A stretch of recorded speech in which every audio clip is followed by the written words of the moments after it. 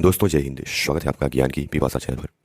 अगर आपने अभी तक चैनल को सब्सक्राइब नहीं किया है तो इस चैनल को कर लें सब्सक्राइब और बेल आइकन को प्रेस करें ताकि चैनल से संबंधित सभी तरह की अपडेट्स आपको मिलती रहे। दोस्तों आज के इस ऑडियो आर्टिकल प्रोग्राम में हम बात करेंगे समलैंगिक विवाहों पर चल रही बहस के बारे में। दोस्तों अखबार में छपे एक संपादकीय एडिटोरियल के माध्यम से हम इस विषय को समझने का प्रयास करेंगे। तो आइए वीडियो को शुरू करते हैं। दोस्तों इन दिनों सुप्रीम कोर्ट में समलैंगिक विवाहों पर बहस चल रही है। सुप्रीम कोर्ट में समलैंगिक विवाहों को कानूनी मान्यता देने की मांग करने वाली कुछ याचिकाएं दायर की गई हैं। इन याचिकाओं पर सुप्रीम कोर्ट सुनवाई कर रहा है और केंद्र सरकार से भी उसका पक्ष जानने के लिए हलफनामा दायर करने के लिए कहा था। सुप्रीम कोर्ट में केंद्र सरकार ने हलफनामा दायर करके समलैंगिक विवाहों को कानूनी मान्यता देने का विरोध किया था और केंद्र ने यह भी कहा था कि समलैंगिक विवाहों का मुद्दा संसद पर छोड़ दिया जाए क्योंकि कानून बनाने का अधिकार संसद को है। केंद्र सरकार ने बीते दिनों सुप्रीम कोर्ट से कहा कि उसे समलैंगिक विवाहों को कानूनी मान्यता की मांग पर विचार नहीं करना चाहिए। यह मुद्दा एक जटिल विषय है जिसका गहरा सामाजिक प्रभाव है। कोर्ट को इसे संसद पर छोड़ देना चाहिए। दोस्तों यहाँ आप सभी को बता दें कि 2018 में सुप्रीम कोर्ट ने समलैंगिकता को अपराध बताने वाली धारा 377 को समाप्त कर दिया था। यानी 2018 में सुप्रीम कोर्ट ने आईपीसी की धारा 377 को समाप्त कर दिया था जिसमें समलैंगिकता को अपराध बताया गया था। इसके बाद ही सुप्रीम कोर्ट में कुछ याचिकाएं दायर करके समलैंगिक विवाहों को कानूनी मान्यता देने की मांग की गई है। तो आइए इस विषय को अखबार में छपे एक संपादकीय के माध्यम से समझने का प्रयास करें। दोस्तों लेखक लिखते हैं कि कुछ देशों में भले ही समलैंगिकता को कानूनी मान्यता मिल गई हो, दुनिया भर की संस्कृतियां और धर्म इसे सहज भाव से स्वीकार नहीं कर पाए हैं। इसकी वजह है सदियों से चली आ रही एक सोच। स्थिति यह है कि जिन देशों में समलैंगिकता को वैधानिक दर्जा हासिल हो गया है वहाँ भी इसे व्यापक सामुदायिक और सामाजिक स्वीकार्यता नहीं मिल पाई है। संस्कृति और धर्म को लेकर के अपने यहाँ विशेष तरह का पवित्र भाव रहा है। दिल्ली और मुंबई जैसे बड़े शहरों में भले ही LGBTQ समुदाय के समर्थन में प्रदर्शन होते हों, लेकिन छोटे शहरों और गांवों तक समर्थन का यह भाव नहीं पहुंच पाया है। और यही वजह है कि समलैंगिक शादी को वैधानिक दर्जा देने की मांग वाली याचिका पर दाखिल केंद्र सरकार के हलफनामे को व्यापक समर्थन मिल रहा है। सरकार की क्या दलील है? तो दोस्तों लेखक लिखते हैं कि सरकार ने दो तरह से इस मांग को खारिज करने की कोशिश की।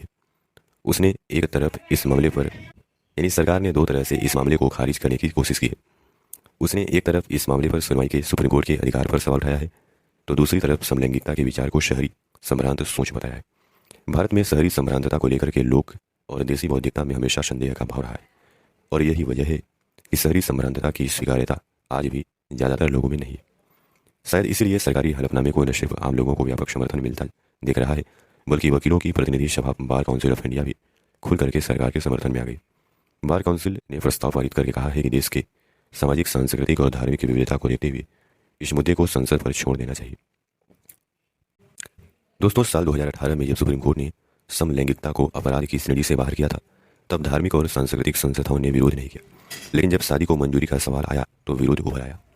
काउंसिल के प्रस्ताव में कहा गया है कि कोई भी ऐसा मामला जिससे मौलिक सामाजिक संरचना से छेड़छाड़ की आशंका हो या जो देश के सामाजिक, सांस्कृतिक और धार्मिक विश्वासों पर दूरगामी प्रभाव डाल सकता हो उस पर विधायी प्रक्रिया के द्वारा विचार किया जाना चाहिए।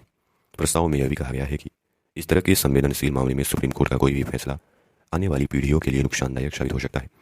प्रस्ताव में यह दावा किया गया है कि 99.9% से अधिक लोग समलैंगिकता के विचार का विरोध करते हैं। साल 2018 में जब सुप्रीम कोर्ट ने समलैंगिकता को अपराध की श्रेणी से बाहर किया था तब धार्मिक और सांस्कृतिक संस्थाओं ने फैसले का विरोध नहीं किया। अलबत्ता समलैंगिक संबंधों को निजी मामला मान लिया गया था, लेकिन जब समलैंगिक शादियों को मंजूरी का सवाल आया तो विरोध उभर आया।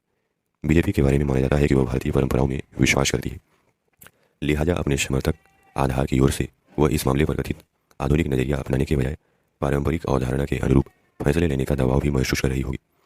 दोस्तों लेखक लिखते हैं सुप्रीम कोर्ट की संवैधानिक पीठ के समक्ष पेश किया गया सरकार का हलफनामा संभवतः इसी दबाव का नतीजा है।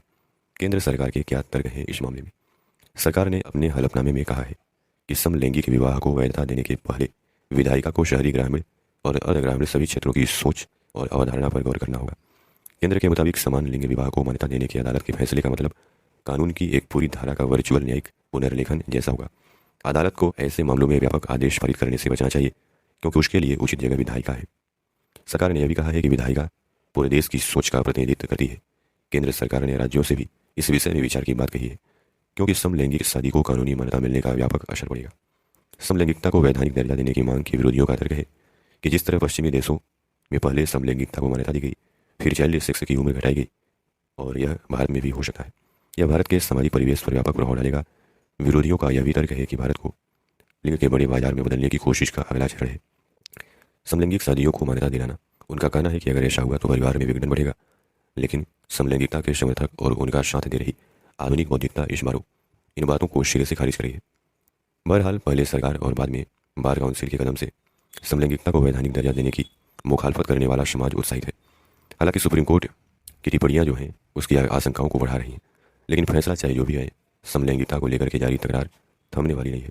ठीक वैसे ही जैसे सुप्रीम कोर्ट के फैसले के बाद मंडल कमीशन की रिपोर्ट लागू तो हो गई, लेकिन उसे समाज का एक बड़ा हिस्सा दिल से स्वीकार नहीं कर पाया। दोस्तों, लेखक लिखते हैं कि लंबे समय से समाज में बराबरी की लड़ाई चली आ रही है। समय समय पर इसे लेकर के संवाद होते रहते हैं। समलैंगिकों की समानता की लड़ाई बाकी संघर्षों से अलग नहीं है। मानव जीवन की अवधारणा विविधता पर ही जीवंतता है और यौनिकता के प्रश्न इससे अलग नहीं है। सीजेआई यानी चीफ जस्टिस ऑफ इंडिया ने समलैंगिकों की शादी पर चल रही सुनवाई में इसे सही परिप्रेक्ष्य में रखते हुए कहा कि यह सवाल नहीं है कि आपके जननांग क्या है, यह कहीं अधिक मसला है, जटिल मसला। इसलिए जब विशेष विवाह अधिनियम ने स्पेशल मैरिज एक्ट में पुरुष और महिला का जिक्र आता है, तब भी एक पुरुष और एक महिला की धारणा जननांगों पर आधारित पूर्ण धारणा नहीं है। सुप्रीम कोर्ट समलैंगिक विवाहों के पक्ष में फैसला देता है तो भारत विश्व का ऐसा 35वां देश हो जाएगा जहां समलैंगिक शादी को इजाज़त मिलेगी। 34वां देश ताइवान है, जहां 2019 में समलैंगिक विवाहों को मान्यता दी गई। सबसे पहले नीदरलैंड ने साल 2000 में समलैंगिक विवाहों को इजाज़त मिली थी, लेकिन यह सब संघर्ष के बाद हासिल हुआ। अदालत की कार्यवाही में सीजेआई ने कहा, संसद के पास विवाह और तलाक पर कानून बनाने की शक्ति है, अदालतें आखिर कहाँ तक जा सकती हैं। इस मामले में सुप्रीम कोर्ट में जमायत ए इस्लामी के वकील ने कहा कि समलैंगिक विवाहों के अन्य पक्षों पर भी विचार करना आवश्यक होगा, जैसे तलाक, भरण पोषण भत्ता, विरासत, दत्तक ग्रहण, पारिवारिक अदालत के संदर्भ में बाकी कानून। अगर सुप्रीम कोर्ट को समलैंगिक विवाहों के पक्ष में निर्णय लेना है तो इन पहलुओं को नज़रअंदाज नहीं किया जा सकता। इससे भविष्य में आने वाली मुकदमेबाजी से बचा जा सकेगा और समलैंगिक विवाहों पर एक बेहतर कानून बनाने की दिशा में बढ़ना संभव होगा। समाज में शादीशुदा जोड़े और परिवार को संपूर्णता की निशानी समझा जाता है। इतर लैंगिक लोगों को जब जोड़े और परिवार बनाने का अधिकार है तो बाकी समूहों को भी संविधान की मूल भावना का सम्मान करते हुए यह अधिकार दिया जाना चाहिए। शादी एक जिस्मानी रिश्ते से अधिक एक भावनात्मक और मानसिक साझेदारी है। समाज की बनाई हुई परिभाषाओं और उससे उत्पन्न भेदभाव के कारण समलैंगिक समाज का एक बड़ा समूह मानसिक अवसाद और तनाव का शिकार होता है। आंकड़े यह बताते हैं कि एलजीबीटी कम्युनिटी के तकरीबन 40% लोग सुसाइडल हो जाते हैं। समाज में अस्वीकार्यता के कारण लोग अपनी यौनिकता छिपा कर रखते हैं, उन्हें अवसर, हिंसा, बलात्कार, ब्लैकमेल का शिकार होना पड़ता है। लेखक लिखता है कि जिन देशों में समलैंगिक विवाहों को मान्यता है वहाँ ब्लैकमेल, हिंसा, यौन अपराधों में व्यवस्थित कमी आई है। इन कानूनों की वजह से सकारात्मक वातावरण बनाने में मदद मिली। हमें सेक्शन 377 के तहत समलैंगिक संबंधों को अपराध के दायरे से बाहर निकालने वाले फैसले को ध्यान में रखना चाहिए। तत्कालीन चीफ जस्टिस ऑफ इंडिया दीपक मिश्रा ने कहा था कि महान जर्मन विचारक जोहान्स वोल्फगैंग वान गोएत्के ने अकारण नहीं कहा था कि मैं वह हूँ जो मैं हूँ, इसलिए मुझे वैसे ही लो जैसा मैं हूँ। तब जस्टिस इंदु मल्होत्रा ने कहा था, इतिहास को एलजीबीटी कम्युनिटी से माफ़ी मांगनी चाहिए जिनके साथ वर्षों से गलत हुआ है। इस निर्णय का एक निहितार्थ यह भी रहा है कि देश संवैधानिक नैतिकता से निर्देशित होगा। इसमें दिए मुख्य बिंदुओं को ध्यान में रखें तो निश्चित तौर पर सुप्रीम कोर्ट की यह संवैधानिक और नैतिक जिम्मेवारी है कि प्रत्येक नागरिक को मिले अधिकारों का पालन सुनिश्चित करे।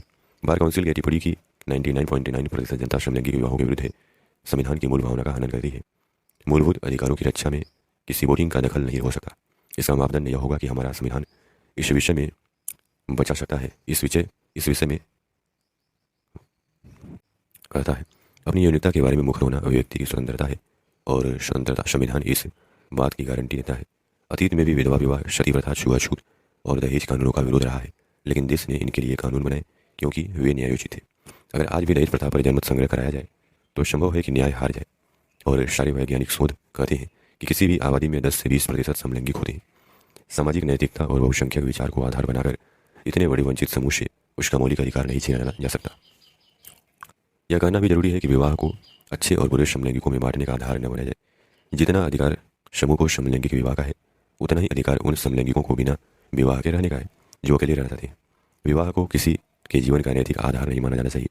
और यह भी ध्यान देने योग्य है कि समस्त विवाह प्रक्रियाएं किसी न किसी धार्मिक मान्यताओं से जुड़ी है और यह सर्वविदित है कि कोई भी धर्म इस संबंध को मान्यता नहीं देता। समलैंगिक विवाहों को अन्य समुदाय को यह भी एक बार सोचना चाहिए कि इस पवित्र बंधन को क्या शादी विवाह का नाम देना ही जरूरी है। दोस्तों, ये सारे विचार जो है लेखक के हैं। तो दोस्तों, इस प्रकार सुप्रीम कोर्ट में इस समय समलैंगिक संबंधों को यानी समलैंगिक विवाहों को कानूनी मान्यता देने की मांग करने वाली याचिकाओं पर सुनवाई चल रही है। केंद्र सरकार ने अपने हलफनामे में विवाहों को कानूनी मान्यता यानी समलैंगिक विवाहों को कानूनी मान्यता दिए जाने का विरोध किया था और केंद्र सरकार ने सुप्रीम कोर्ट से यह भी कहा था कि इस मामले को विधायिका पर छोड़ दिया जाए। तो दोस्तों, आशा करते हैं कि इस एडिटोरियल के माध्यम से आपको काफ़ी कुछ जानने को मिला होगा। धन्यवाद।